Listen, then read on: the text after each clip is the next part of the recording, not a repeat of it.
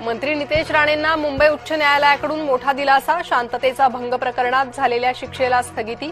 चिखलफेक आंदोलन प्रकरणी नितेश राणेंवर होता गुन्हा दाखल. लाडकी बहीण योजनेचे 2 महिन्यांपासून पैसे प्रलंबित. मार्च एप्रिलचे हप्ते थकल्यानं लाडक्या बहिणी चिंतेत. ई-केवायसी करूनही 2 महिन्यांपासून पैसे रखडले.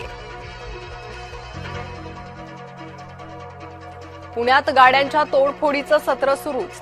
विश्रांतवाडीच्या धानोरी विभागात गाड्यांची तोडफोड.